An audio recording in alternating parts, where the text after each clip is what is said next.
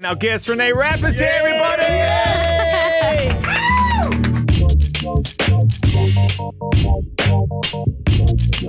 Thank you for joining us. Thank you for making an incredible debut album. Thank you for giving us so much joy, so many things to listen to, sing along to, think about on this record. And we like Petey. We like that song. We talked a little bit about the 90s feel to it, how it had that kind of like loping, slacker, sort of I'm trying, not really trying thing. And there's definitely a couple of moments in particular on Talk Too Much where I feel like the 90s kind of shows up a little bit on the album. Is that fair to say? 100%. It's fair to say. It's a great compliment. I'll take it. Well, Thank you. You were born at the turn of the millennium, literally like January 2000. So your parents would have been celebrating a millennium baby for sure. But that decade, when did it even, does it even resonate with you? When did you even think about what happened in the 10 years prior to your birth? Oh my God, I don't. It didn't happen. It didn't happen? No, I was supposed to be born in the 90s. I was supposed to be born in December 99. And then I just was overcooked as and came out in January. You were late? Yeah, super. Ugly. Do you... It was super bad. Yeah. I mean, how do you find out you're an ugly baby? Your parents have to tell you you're an ugly baby. No. Well, yeah, they did. They said I was like red.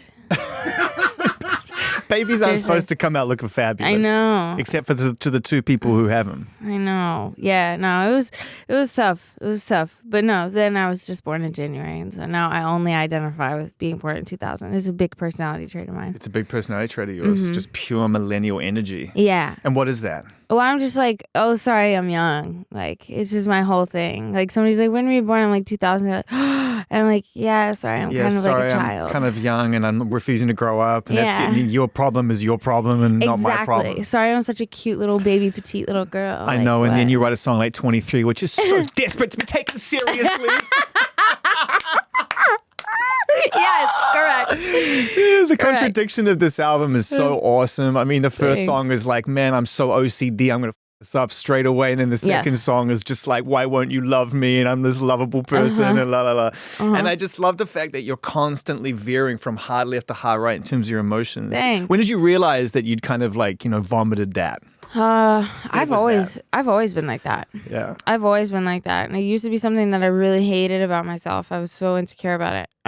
Now it's something that I love. And I feel like it's what like motivates me to write songs and write music. So now it's something I love. It feels to me like you really move with the mood that you're in. 100%. And whoever you're in the room with, however you feel, you're just going to try and get to the center of that honesty as much as possible. And you worked with a pretty core group of people. Justin Tranter, who we love. Alexander 23, who we love. There's some really amazing people who show up. And I'm just naming a couple out of the 5 or 6 who regularly show up. So what's a co-writing session with you like? How would they describe it? Oh my God. Well, if you ask Justin, I think they would say like... They would just be like, it's just the two of us and like Skylar and Alexander just like kikiing and having fun the whole time. And then if you ask like Alexander, it's like me like freaking out and like screaming and being like, and then crying and him being like, damn, I gotta hold Reneé again, make sure she's okay to cut this vocal because otherwise we'll never get it. Yeah. So with us, it's more like a sibling kind of like to sort of fight. With everybody else, I have fun. Alexander gets a much more authentic version of myself. I want to talk about the idea of music. Yeah. And the fact that you've sort of come around to it, it feels like in a weird way. Like, you had to, or you did other things that you love to do, but then ultimately I feel like you found your place here with this. Oh, 100%. I feel like the most myself I've like ever felt. But I always knew that this was going to feel like that. It's a hard road, music, It's interesting that you come to this conclusion because it's a tough road. It's not. I love it. Right? It's nasty. You have to. Yeah. It's just, I could get burned or like over so many times in this business and I genuinely don't care. In any other business, it pisses me off. It makes me so angry and I will make an enemy. But here, I'm like, that's okay. Isn't it because to some degree, at the end of the day, people can piss you off, you around all they want, but you kind of ultimately allow yourself the ability to control your own destiny. Whereas in the other areas, unless you're literally starting a production company, directing, writing, or whatever, you're still answering to somebody. Beyond. Probably 5 people who are 70 plus and live in Idaho. Yeah, exactly. You're probably never going to meet half of them. And then in this situation, everyone can turn their back and say, hey, look, we don't believe in you. But if you've got a microphone and an instrument and a collaborator or not, you're good. How do you feel when you finish the song? Does it change your kind of molecular structure in terms of how you feel about yourself? Oh my God, beyond. If I write a good song or what I perceive as a good song, I'm having an amazing day. And if I write something that I feel like is bad, I'm a terrible songwriter and I'll never write another song again. It is so extreme. It's kind of live or die. It sucks. Yeah, but yeah. I love it. Yeah. It's such a little drug. Who's the first person you play your songs to, if there's a regular? Oh, well, I mean, Alexander, honestly, he hears everything, but obviously. But even stuff that like I'll write on my own, I'll play for him. Do you feel like you've found in Alexander a lifelong collaborator, somebody that you'll always, even if not on every project, you'll always eventually, come back around to a circle? Yeah, around to? beyond. Yeah, we're stuck together. So what is about him and you that what is the chemistry? Can you describe the indefinable? Mm-hmm.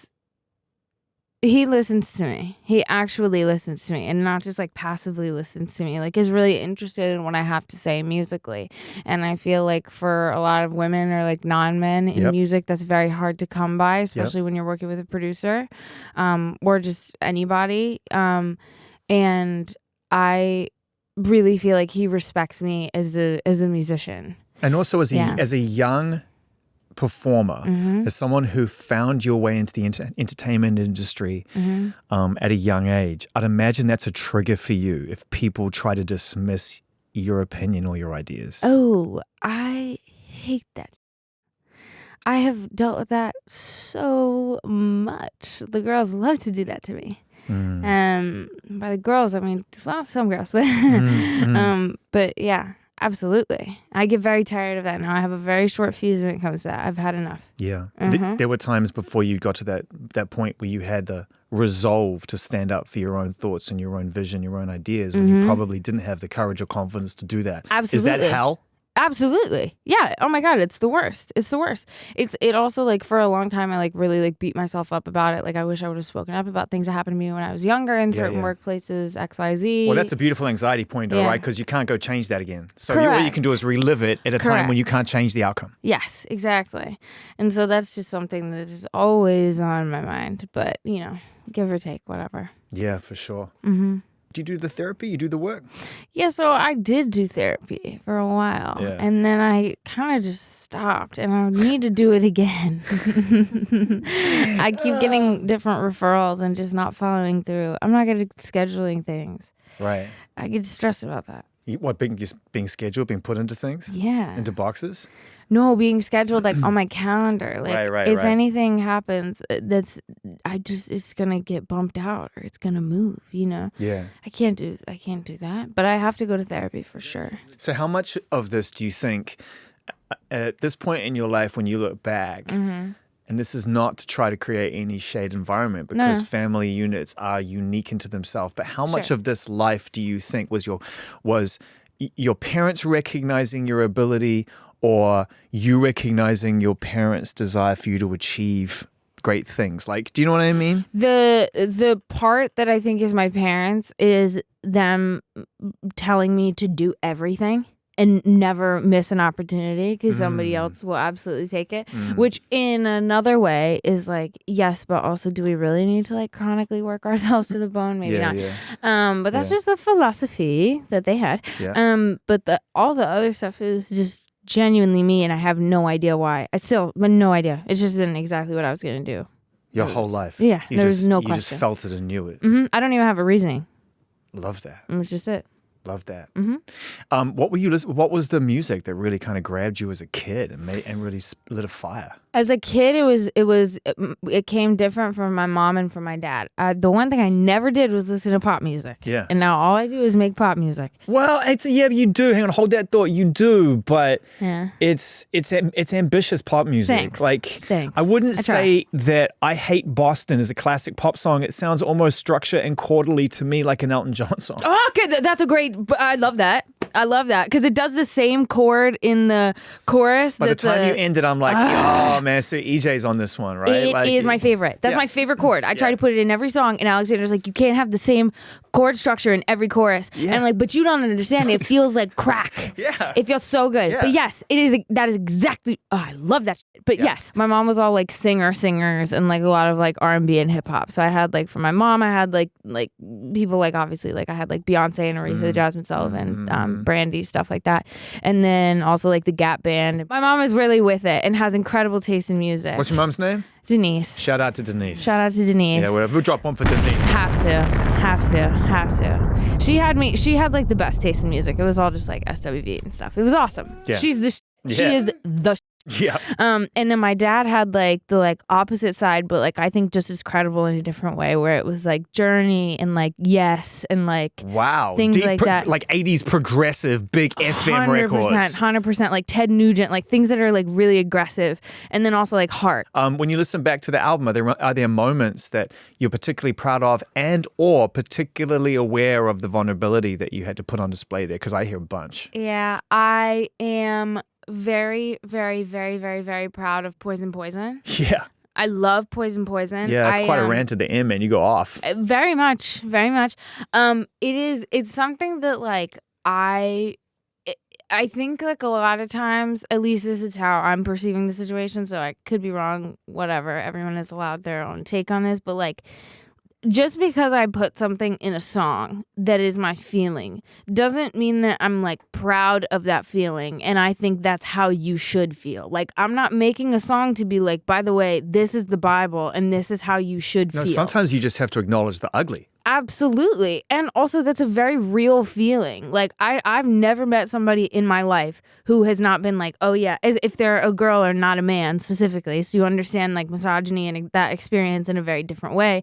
Who like when a girl goes behind your back and sells you out to a bunch of men and starts lying on you, you can't tell me that wouldn't piss you off. And you wouldn't be like, damn, I'm really trying to be your friend and you are going behind my back and like weaponizing me being a girl against me. Like, f you. So what you're saying in a reactive way to your own emotion and feeling on that song is don't take that song as a reason to go to school or college or work and be mean to someone for the sake of it because I've given you an anthem that makes you smile, laugh, or thinks that it's motivation for you. It actually comes from a real place for you and isn't necessarily something you're proud to share. Exactly. It's like just validating that feeling. Love that. Yeah. Did it really well too. Thanks. That's cool. Thanks. You're poison to poison. Where were you when you came up with that? I was in New Jersey. I was there. Of course you were. I was in Jersey. I was living there for 2 months. I was going to say job. that. Jersey, right? I was in Jersey and I was with Justin Tranter and Skylar and Alexander, and they had flown out to come and like kind of camp out with me in the studio while I was working on a job. And yeah, we wrote Poison. I tried to write that song so many different times and in different ways. And every single time it just came off not as like realist as I wanted to. It came off more that like I was hurt, and I'd actually been so hurt by this situation and by this girl that I was like, you weren't ready to share hurt. Yeah, I was like, no, you're not getting that. Like you have traumatized me enough, sister. You're getting how I feel on a blanket the sharp level. end of the stick. You know, lyrics like that don't come along very often where it's just this completely unchecked brutality. The idea of being that scorned, that upset, that you're willing to hold their daughter accountable for their behavior because it's just in the DNA. It's in the bloodline. It's in the bloodline. A couple of monsters like her parents were to me. I mean, 2 in a row. Reneé Rapp, that is an all-time beast of a song. Thanks. I mean, when you write that line, when you listen back to it and it's realized and it's in structural form, there must be a moment when, I don't know, will you tell me how you feel when you write that? It came because I wrote down just in my notes, my tummy hurts, he's in love with her. Because I thought it was like so like childlike and like innocent of my tummy hurts. And then like he's in love with her. It's just like very like adult thing that you experience later in life is seeing somebody that you were once in love with. And you would never say the 2 lines back to back. If you're a kid and go, my tummy hurts over a boy in school, you'd never go, he's in love with her. It's too intense. Exactly. Yeah. So I liked how extreme both of them sounded together and how innocent and aggressive it was at the same time. So the whole rest of the song is the same thing. It's like your innocence from then, like y'all will have kids and like likely you're going to f them up just as much as y'all's parents you up because I know I don't like your parents. But that concept is intense in itself. To even think that thought through to its completion, let alone to be able to make a song out of it, that's what blows my mind. Like, if you were in conversation with someone, you're like, he f***ed me over, he's with this woman right now, and one day they're going to have a kid, and I bet you that kid's going to get over, just like I got over. I mean, I'd be in conversation going, whoa, slow down. This is intense. Like, and then to turn it into a song, you must be proud of that song. Very proud. I also I like the verses in that song. Yeah. I like the verses a lot because I had this ex who just like missed out on rent for a couple months, and I was like, I get it that you're broke, and that's cool, and I'm not like dogging you for that, but at the same time, you do have money to buy weed. So what You're still smoking. is really happening? You're still smoking. Yeah. The album finishes with a song called 23, and as you've gone through this complex relationship with Renee's inner thoughts and feelings, you come to the end and realize that you're as vulnerable and scared about how people feel about you as anyone else is. And that's a really tough age because it ain't 21, yay. Yeah. And it ain't 25, ooh. Yeah. It's like, Yeah, it's just like in the middle. It's like, Yeah. 23, what's that? Yeah. Is that, I'm assuming, because you're an honest human, that's how you genuinely felt when you turned 23 and when you wrote that song? Oh my God. We wrote that song the day before my birthday. We wrote it January 9th of this year. And I was just like so gutted. I just felt gross and weird and like what was going on in your life at that time? I was in a new relationship, like very fresh, very new, like a week in, 2 weeks in. And I had just come off of tour or like doing shows last year, and I was starting my album and I was meeting new producers and co-writers, and it was like the first song that like Alexander and I did together. And I just was like, I really want to write this. And my main goal, honestly, was like to have not every song that I wrote be a ballad. And so I was trying really hard not to. And then it just felt really good in the place that it sat. But yeah, I just felt so funny before my birthday. It was just weird. A birthday's kind of weird for you anyway? Honestly, like, no. Like, I used to love it. I mean, it would stress me out, don't get me wrong, but like, it was like normal stress. Now it's weird just because I feel uncomfortable with the like praise that comes around birthdays. I wondered about this, and this is what I was getting at. I probably didn't phrase it in the way I wanted to before, but the idea of love and being projected, and I use that word very carefully, at you. It's not like there's mutual love going on all the time. A lot of times it's like, we love you. It's like, It's like Neil Young said, wait till you get to know me first. Yeah. Right? I mean, there's a bit of that, isn't there? There's a little bit of disbelief in all of that kind of trade. It's weird because it's honestly more so with like everyone who's close to me in my life who we actually do mutually love each other. I get really uncomfortable on my birthday when everybody's like, oh my God, we love you, da da da da. I'm like, I feel like you have to be with me because you know it's my birthday, and I feel like this is a requirement. Wow, that's exactly how I felt 3 weeks ago until the day arrived, and everyone was genuinely happy to be there. Yeah. I don't do parties. I've done 2 parties in my life. One was 25 and one was 25 years later. Oh, and fire. And the reason why, it wasn't by design, just how it turned out. That's and cool. I always put it off, and I realized it's because I have mad abandonment issues, and so the idea of holding a party and inviting 100%. people to come through was just terrifying to me. Oh my God. We had an album release party like a week ago, and I've never been more stressed in my life. Yeah. Now you don't have to worry about it. You just control the party. I couldn't even, I just felt scared. Got to find that therapist. Yeah, I know.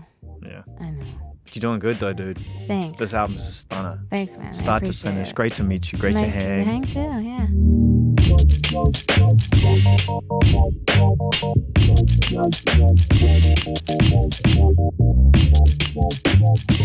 yeah.